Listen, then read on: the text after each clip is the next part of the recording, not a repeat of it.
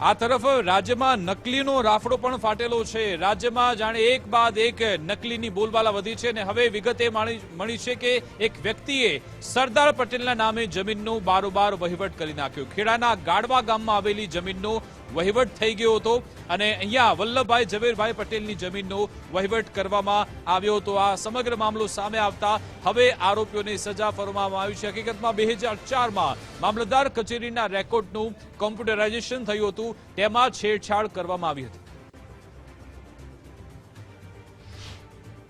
હીરાભાઈ કલાભાઈ ડાભી વલ્લભભાઈ ઝવેરભાઈ પટેલ હોવા બાબતની ઓળખ તેના જ પિતા દેસાઈભાઈ જેહાભાઈ ડાભી એ આપેલી અને એમણે પણ ખોટું નામ ધારણ કરેલું અને બીજા ઓળખ આપનાર તરીકે પ્રતાપભાઈ સકરાભાઈ ચૌહાણ બંને જણાએ આ હીરાભાઈ કલાભાઈ ડાભીની વલ્લભભાઈ ઝવેરભાઈ તરીકે આ વેચાણ દસ્તાવેજમાં ઓળખ આપેલી। આ કેસ નામદાર મહેમદાદમાં એડિશનલ કોર્ટમાં ચાલી જતા નામદાર કોર્ટે તમામ આરોપીઓને ખોટો દસ્તાવેજ બનાવી તેનો ઉપયોગ કરવાના ગુનામાં તકસીરવાન ઠરાવેલ છે। ઇપીકો કલમ 465માં 1 વર્ષ, 467માં 2 વર્ષ, 468માં 1 વર્ષ અને 471માં 1 વર્ષ અને તમામ કલમોમાં 1000 રૂપિયાનો દંડ તમામ આરોપીઓને કરેલો છે। હીરાભાઈ કલાભાઈ ડાભી કે જેમણે વલ્લભભાઈ ઝવેરભાઈ પટેલનું નામ ધારણ કરેલ હતું એ ચાલતા કામે ટ્રાયલ દરમિયાન કુદરતી અવસાન પામેલા છે, એટલે બાકીના 3 આરોપીઓને નામદાર કોર્ટે તકસીરવાન ઠરાવેલા છે। આ જમીનનો વહીવટ હું પોતે કરું છું। મને જીન્સા પટેલે મને વાવવા આપેલી સાચવી રાખવા માટે અત્યારે કબજો મારી જોડે છે અને તે છતાં જ્યારે ભૂપેન્દ્રભાઈ દેસાઈભાઈ જ્યારે 7/12ની નકલ મારી જોડે લઈને ઘરે આવ્યો એટલે મને એને દમદાટી આલી કે ભાઈ આ જમીન મેં તું બહાર નીકળી જા, કે જમીન ક્યાં મારી છે તો કોઈ ભાઈ તારી નહીં મારી રહી, બરાબર। એટલે આ વાત બનશે અને આ જો આ ભાઈની જોડે આ વાત કરી એ સતત પછી મને નકલ આલી એટલે હું મામલતદાર ઓફિસે ગયો। જ્યારે મામલતદાર ઓફિસે જઈ તો વાત કરી તો સાહેબ આ રીતે બન્યું કેવી રીતે, તો મને કે બની ગયું। હા આ વાત કરી એટલે મેં સાહેબને વાત કરી કે સાહેબ આ બન્યું ખોટું।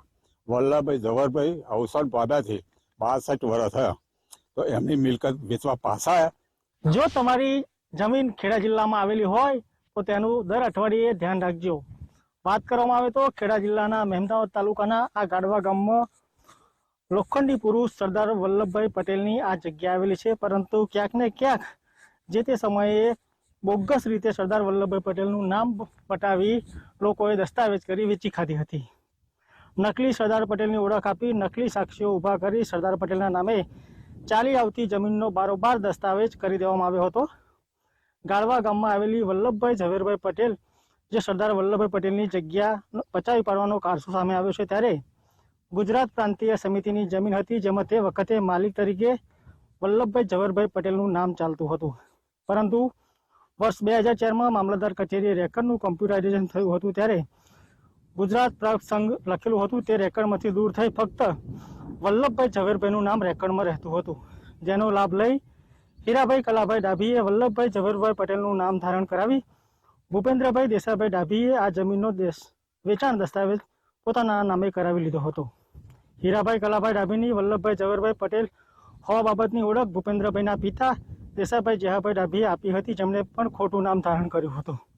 સમગ્ર ઘટનામાં બીજા ઓળખ આપનાર તરીકે પ્રતાપભાઈ સકરાભાઈ ચૌહાણ બંને હીરાભાઈ કલાભાઈ ડાભીની વલ્લભભાઈ ઝવેરભાઈની તરીકે વેચાણ દસ્તાવેજ કરી ઓળખ આપી હતી, જે બાબતે કેસ મહેમદાવાદ એડિશનલ કોર્ટમાં ચાલી જતા કોર્ટે તમામ આરોપીઓ ખોટા દસ્તાવેજો બનાવી તેનો દુરુપયોગ કરવાના ગુનામાં જુદા જુદા કલમો લગાવી 5 આરોપીઓને હાલ સજા ફટકારી છે।